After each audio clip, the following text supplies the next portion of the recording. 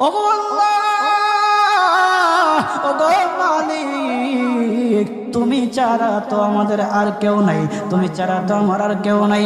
আল্লাহ গো, তুমি যদি মাফ না করো কে আমাকে মাফ করবে? তুমি যদি মাফ না করো কে আমাকে মাফ করবে?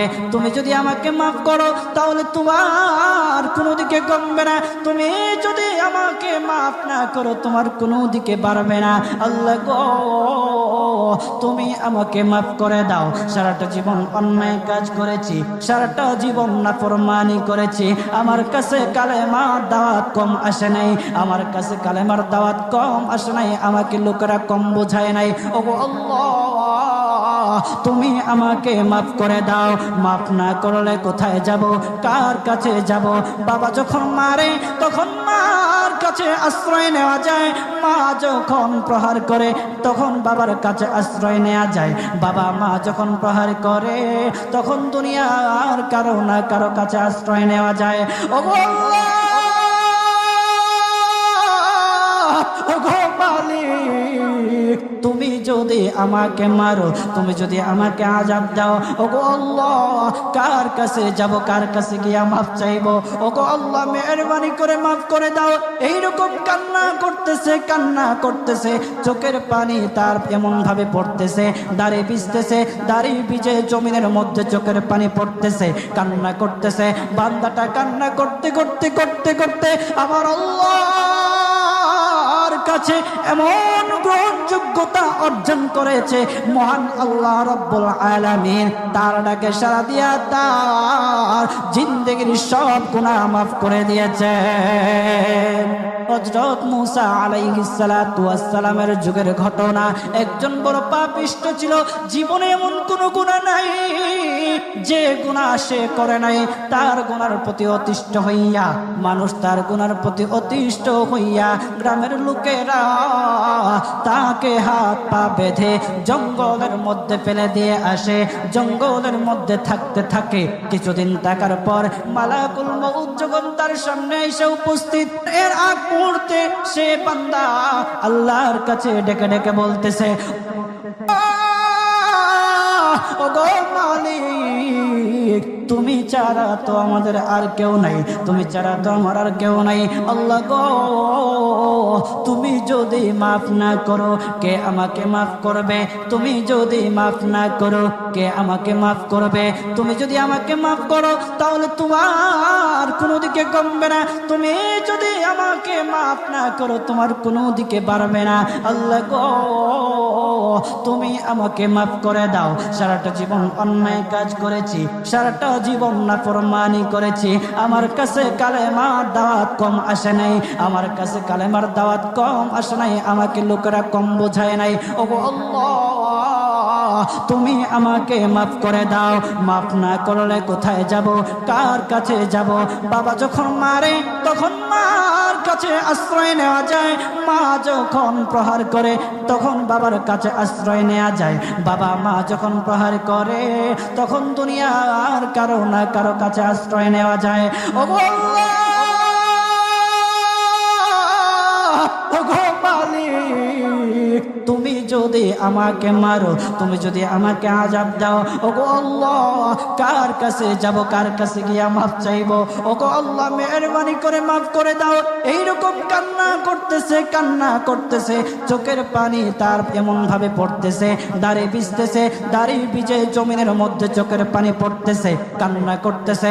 বান্দাটা কান্না করতে করতে করতে করতে আমার আল্লাহর কাছে এমন গ্রহণযোগ্যতা অর্জন করেছে, মহান আল্লাহ রাব্বুল আলামিন তার ডাকে সাড়া দিয়া তার জিন্দেগির সব গুনাহ মাফ করে দিয়েছে। ওই বান্দাটা তাওবা করতে করতে করতে করতে হঠাৎ ইন্তেকাল করে। ইন্তেকাল হওয়ার পরে হযরত মূসা আলাইহিস সালাতু ওয়াস সালামকে মহান আল্লাহ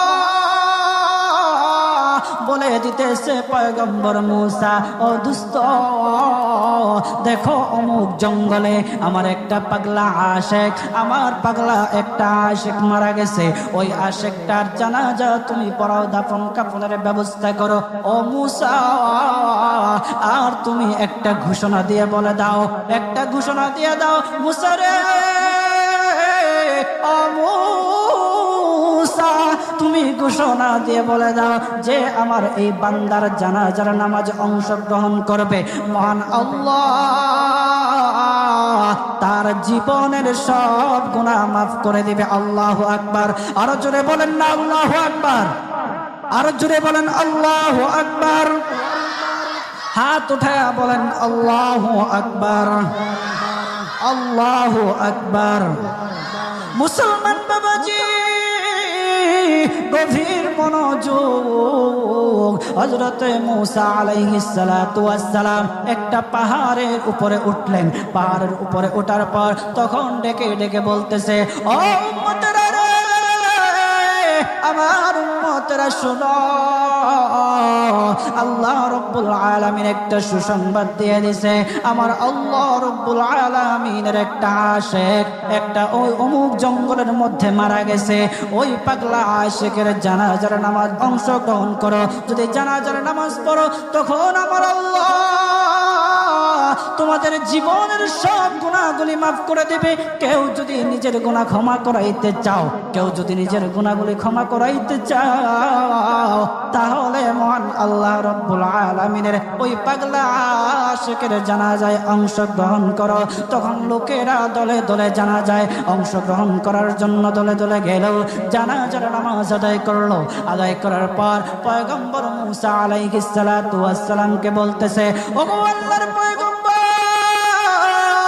ও পয়গম্বর, যারা জানাজায় অংশগ্রহণ করার কারণে মহান আল্লাহ তার জীবনের সব গুনাহ মাফ করে দেবে, এমন মহা ব্যক্তি তো, এই মহান ব্যক্তিটাকে তো একটা নজরে দেখা দরকার, অবশ্যই দেখা দরকার, আমাদেরকে সেই ব্যক্তিটাকে দেখান। তখন মূসা আলাইহিস সালাতু ওয়াস সালাম বলতেছে, ঠিক আছে তোমাদেরকে দেখানো হবে।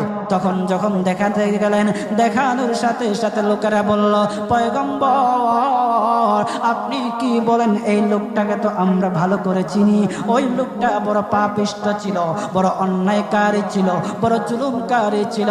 ওগো পয়গম্বর, সমাজে এমন কোন গুনাহ নাই যে সে করে নাই, সমাজে সব গুনাহ করেছে, সমস্ত গুনার সাথে সে জড়িত ছিল, সে জড়িত ছিল। তার গুনার কারণে, তার গুনার কারণে আমরা অতিষ্ঠ হইয়া তার হাত পা বেঁধে আমরা তাকে জঙ্গলের মধ্যে ফেলে দিয়ে আসি। এই পাপিষ্ঠ বান্দা আল্লাহ তাআলার বড় আশিক হতে পারে কিভাবে, আল্লাহ তাআলার পেয়ারা হতে পারে কিভাবে? পয়গম্বর মূসা আলাইহিস সালাতু ওয়াস সালাম আল্লাহর কাছে ডেকে ডেকে বললেন, আল্লাহ লোকেরা কি বলতেছে আর তুমি কি বলো? ওগো আল্লাহ এর সমাধান কি, এর সমাধান কি? সমাধানটা তো তুমি দিয়ে দাও। আল্লাহ রব্বুল আলামিন পয়গম্বর মূসা আলাইহিস সালাতু ওয়াস সালামকে সমাধান দিয়েছে। বলতেছে, ও মূসা দুষ্ট রে, ও দুষ্ট, তারা যা কথা বলেছে, লোকেরা যে কথা বলেছে সত্য বলেছে, আমি আল্লাহ যা বলেছি তাও সত্য বলেছে।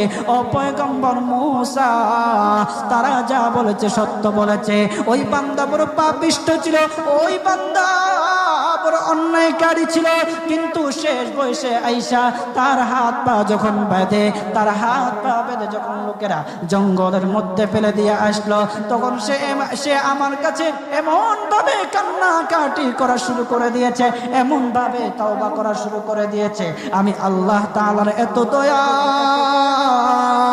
আমি আল্লাহ তার ডাকে সাড়া না দিয়ে পারলাম না, তার ডাকে সাড়া দিয়ে দিলাম। ও মূসা, সে তওবা করার